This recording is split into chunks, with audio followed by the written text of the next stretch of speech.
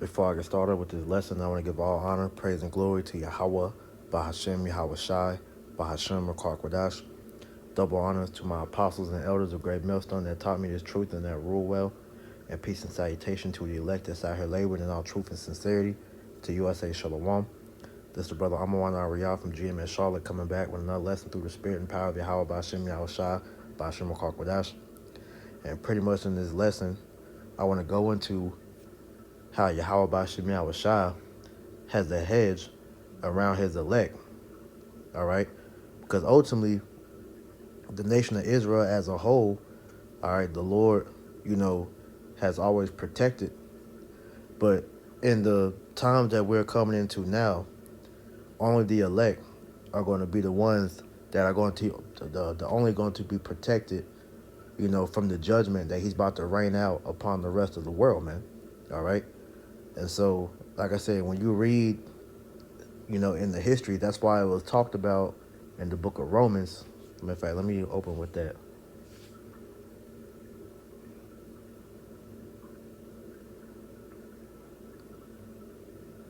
This is Romans 15:4. It says, whatsoever things are written aforetime were written for our learning, that we through patience and comfort of the scriptures might have hope. Okay? So we have been reading about these different accounts that our forefathers had to go through, all right, to affirm to us that no matter where we go, all right, the Lord was always going to be there to protect us and guide us through whatever it is that we was going to face, man. That's why the Lord always told us that. Let me get that real quick.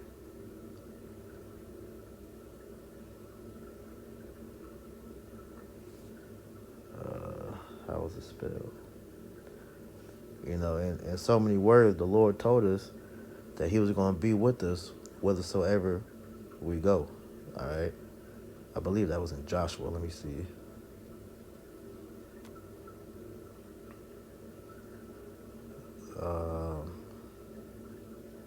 Bear with me. Yeah, Joshua chapter 1, verse 9. It reads, have I not commanded thee? Matter of fact, I'm going to go up to 8. Joshua 1 and 8.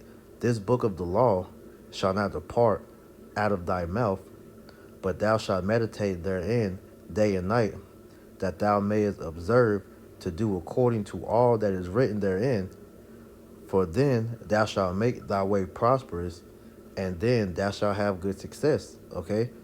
And we're supposed to be constantly meditating on this book. This is why the scriptures tell you, Revelation 1 and 3, blessed is he that readeth, because we constantly are being reminded to pretty much, earn that hedge that's going to protect us in the day of Jacob's trouble. All right, we have to, learn what our forefathers did to pretty much, end up in the good graces of Yahweh Ba'ashem Yahweh Shah, which is all, pretty much, going back to that fear.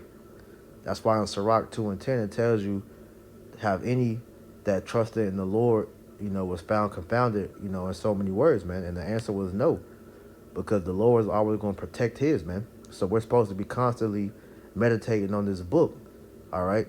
And it says in the NLT, study this book of instruction continually, meditate on it day and night, so you will be sure to obey everything written in it. Only then will you prosper and succeed in all you do, because the Lord is going to be with us, man. All right? Just like how he always was, man. So going back to the King James and going down to verse 9, it reads, have I not commanded thee? Be strong and of good courage. Be not afraid, neither be thou dismayed. For the Lord thy power is with thee, whithersoever thou goest, right? And the Lord made that promise that no matter what, we go through, no matter where we are in the world, that he was going to be with us as long as we continue to fear and obey him, man. All right, so these scriptures are the instruction manual on how you earn your hedge, man, and which is imperative for the time that we're coming into, man, because hey, we gotta understand that the only way we're gonna make it through Jacob's trouble and all the tribulation that we're gonna face is because Yahweh Ba'ashem Yahweh Shai brought us through it. All right, and a good majority of our people aren't going to be protected. They're not going to have a hedge, all right? Because the Lord is going to remove that, which, we're seeing that with all the judgment that's taking place. These people have no protection, man, all right? And it's only going to get worse as the Lord begins to ramp up that judgment, all right? But as for the elect, we have these reminders of how the Lord took care of his men throughout the history of these scriptures, man. All right, so let's go into these reaffirming scriptures, man. All right, so this is Genesis chapter 15, verse 1. It reads, "After these things, the word of the Lord came unto Abram in a vision, saying, Fear not, Abram, I am thy shield and thy exceeding great reward." Right. So the Lord was letting Abram know, all right, which Abram, that was his name before the Lord changed it to Abraham. All right, he told him, "I am thy shield and thy exceeding great reward." Right.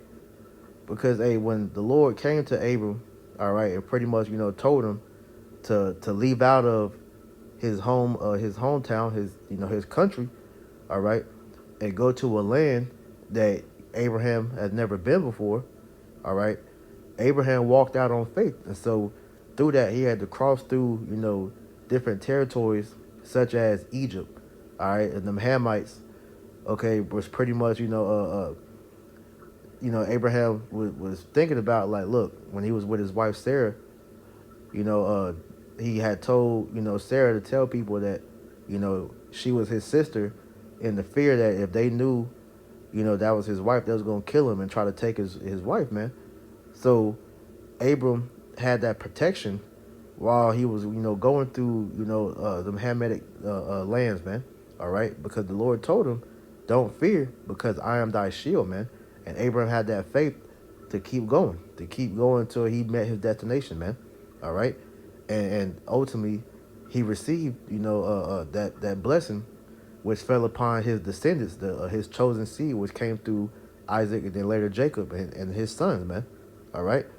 But the angels was always with Abram, just like they're always with all the men of Israel, okay, the prominent men that we read about, man, the elect, okay, because the Lord has a hedge around them, man. All right, this is Psalms 34:7. "The angel of the Lord encampeth round about them that fear him, and delivereth them." Right. So we are always being guided by angels that the Lord has set up to be with us as we, pretty much walk in this truth, man. Okay?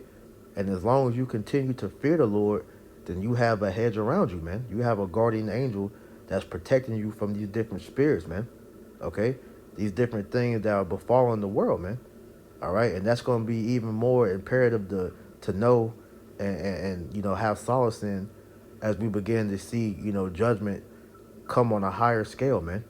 Okay? These people are going to wish they had that protection, man. All right? This is Isaiah 5:1. It says, "Now I will sing to my well-beloved a song of my well-beloved touching his vineyard." All right? And we know that vineyard is Israel. Okay? It says, "My well-beloved hath a vineyard in a very fruitful hill, and he fenced it and gathered the stones thereof and planted with it, and planted it with the choicest vine, and built a tower in the midst of it, and also made a winepress therein. And he looked that it should bring forth grapes, and it brought forth wild grapes." Right. So the Lord had planted us to be a noble vine, like it tells you in the book of Jeremiah. I believe that's let me get that real quick. I believe that's Jeremiah chapter 2. Let's see. Yeah, Jeremiah 2:21. It says, "Yet I planted thee a noble vine, wholly a right seed. How then art thou turned into a degenerate plant of a strange vine unto me?" Right. So we were created to be a noble seed unto Yahweh Bashem Yahushua. When you go into this word noble,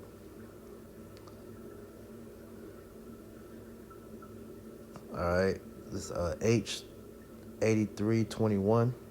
It says, "Choice species of vine, choice grapes." Okay. It says in the Strong's definition, it says a vine stock properly one yielding purple grapes, the richest variety, choicest noble vine. All right. So we were made to be a great nation unto Yahweh Bashem Yahushai, man. All right. So Let's go into etymology online. That's a better definition that I was one. All right, so noble, it says illustrious, distinguished, of high rank or birth, of noble bearing or birth. That's why the Lord surnamed us Yasharallah, man. All right, he Prince of Power. We are the sons of God, man. All right, so the Lord created us to be a nation, all right, nigh unto him. All right. We are we are supposed to be the reflection of the Heavenly Father, but all right, as it said, yet I have planted thee a noble vine, wholly a right seed. How then art thou turned into the degenerate plant of a strange vine unto me? Right. Because it read back in Isaiah chapter 5 and 2. Okay, it says how we were pretty much, turned into wild grapes, man. All right, which goes into the that dysfunction that the nation of Israel fell into because of outer worship, disobedience. All right. Israel wanted to serve the heathen, all right, and their gods over our own power. Because, see, the nation of Israel was always envious of the other nations because they had a power that they could actually see and worship. But the nation of Israel, all right, the Lord, wasn't tangible unto them. Yet he was always showing them signs that he was here. He was with them. All right. The miracles that he showed, such as when we came out of Egypt. All right. How he had the chariot, all right, which was a pillar of fire by day. All right. And I think it was said, if I said it correctly, a pillar of fire by, let me see if I can get that.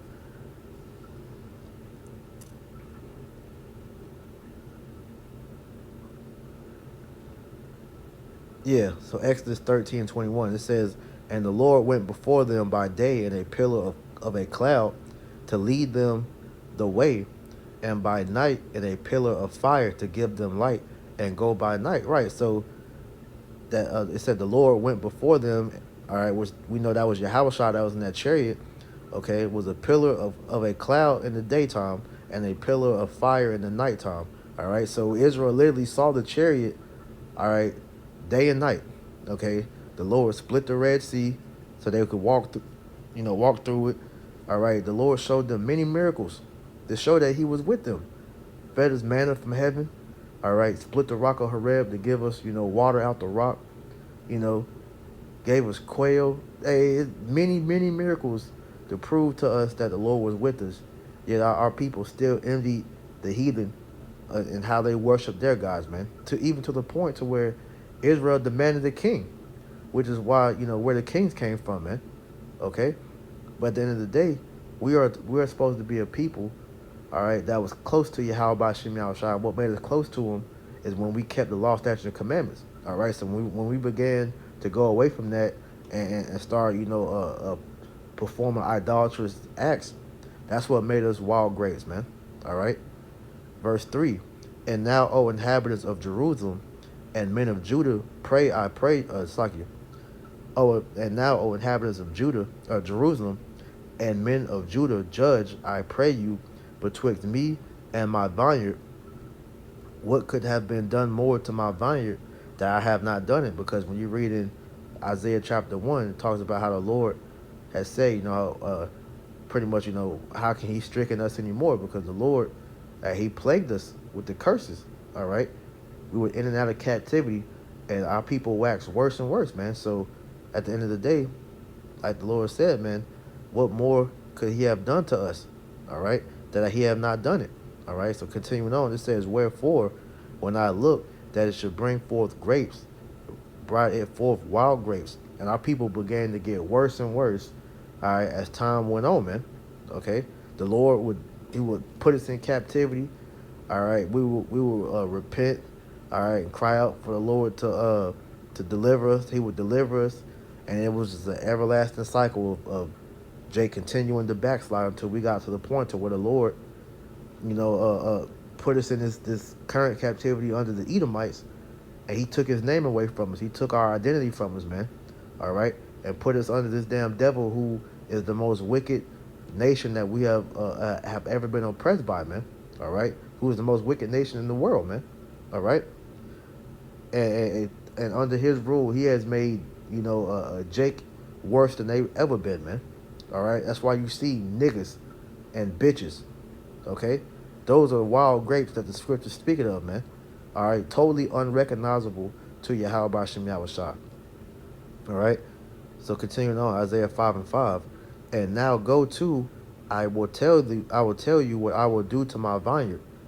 I will take away the hedge thereof, and it shall be eaten up, and break down the wall thereof, and it shall be trodden down. Right, because hey, when the Lord took the hedge away, all right, which is the protection, all right, that allowed the heathen to come in and pretty much have their way with us, man.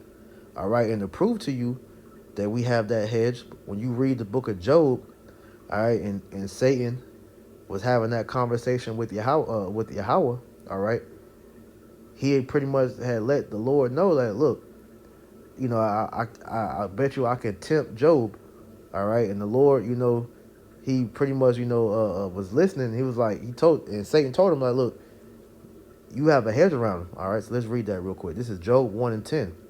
It says, has not thou made a hedge about him, and about his house, and about all that he hath on every side?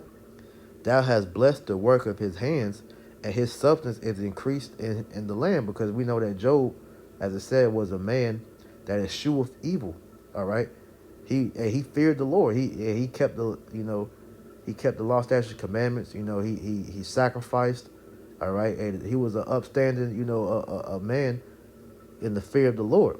Okay, so in order for Satan to be able to you know get at Job, the Lord had to take away the hedge that Job had around him, which is why, Job pretty much lost everything, man. All right, because with that hedge, that made Job, have abundance. All right, and that's ultimately why Israel was able to flourish in the past, man. So when the Lord took away that hedge, that's why we fell as a nation, man. All because we went against the ways of Yahweh Bashim Yahushua. All right, this is Judith chapter 5:17. It says, and whilst they sinned not before their power, they prospered, because the God that hated iniquity was with them. But when they departed from the way which he appointed them, they were destroyed in many battles very sore, and were led captive into a land that was not theirs, and the temple of their power was cast to the ground, and their cities were taken by the enemies. Right. So, hey, while we were, in the good graces of the Lord, and we had that hedge, okay, the nations, they couldn't do anything with us, man. All right, we were able to pretty much prosper. But when we departed from the way which the Lord had given us, which is the law, statutes, and commandments, all right, hey, the Lord took that hedge away, which allowed the heathen to take us down, all right, to put us in captivity, okay? So this is how we know that the heathen know a quote-unquote kryptonite, man. In order for you to really get at the nation of Israel, man, you got to play on our weakness and keep us in sin, which is what Babylon the Great was set up for, man. All right, to keep the nation of Israel in perpetual sin, so that we can't go back to our power. All right, and we can't earn that head back. But the Lord has given us an opportunity to earn that back by us, coming back into the ways of the Lord, man, to fear Him again, man, because we understand that unless Yahweh Bashim Yahushua is with us, and we fear Him and obey Him, hey, there's nothing that we can do. All right, this is Sirach 27:3. It says, unless a man hold himself diligently in the fear of the Lord, his house shall soon be overthrown. And that's what's going to happen with the majority of the nation of Israel, because they don't fear the Lord, and they think they're going to be able to sustain themselves in their house, all right, through carnal means such as money, since taking deals with the devil, all right, doing whatever they feel like, stacking up on food, water, guns, these different things. Unless you fear the Lord, all that's going to be done in vain, man. All right, you ain't going to have no protection in that day, man. Okay, this is why this is so imperative to know, all right, how we're going to make it through. You need Yahweh Ba'ashim Yahushai, man. All right, this is Deuteronomy 33:27. The eternal power is thy refuge, and underneath are the everlasting arms. He shall thrust out the enemy before thee, and shall say, destroy them, right? Because Yahweh Bashem Yahushua is personally going to deliver us out of the hands of our enemies, man. All right? So this is why we put our trust in Yahweh Bashem Yahushua, because we know that he's our stronghold, man. Like it says, man, the name of the Lord is a strong tower, and the righteous runneth into it. We know that our protection comes from the Lord. All right? And a vengeance is not going to be of us, man. All right, the Lord's going to be the one to take down our enemies, man. So all we're set out here to do, all right, is to warn you to get right with your power, man, to repent in hopes that the Lord will protect you when all hell breaks loose. Because if you don't have him, as I read in Sirach 27, hey, you're going to be overthrown in them days, man. All right, you ain't going to have no way out of the judgment that the Lord is going to bring. So you're going to be at the mercy of the Lord's judgment, man. Okay? And I'm going to end with this. This is Zechariah chapter 2, verse 5. I'm going to read this in the NLT. All right? It says, then I myself, speaking of Yahweh Bashem Yahushua, will be a protective wall of fire around Jerusalem, saith the Lord, and I will be the glory inside the city. Okay? And that's what Yahweh Bashem Yahushua is going to do for his elect in the time of judgment.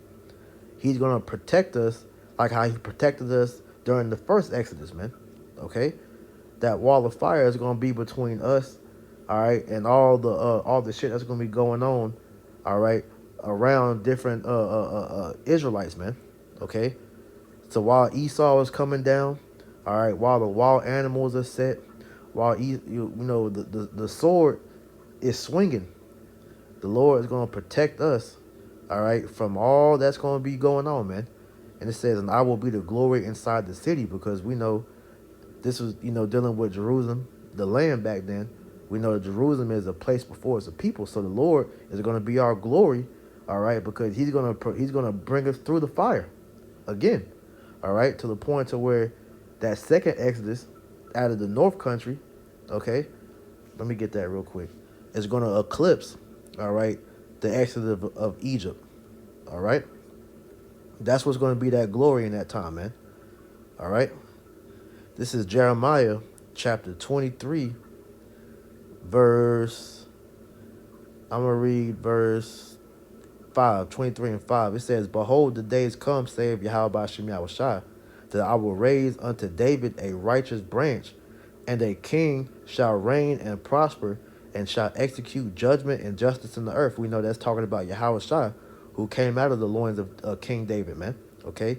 He is the king that's going to, assume the throne, all right, when he returns. And he's going to share his kingdom with the nation of Israel, starting with the elect. The scriptures tell you in Romans chapter 8 that the elect, all right, well, the nation of Israel as a whole, all right, are going to be joint heirs, but the elect, okay, is going to who the Lord is going to save first, okay? And then the rest of Israel is going to be born through the loins of the elect, all right? So verse 6, in his day, Judah shall be saved, and Israel shall dwell safely.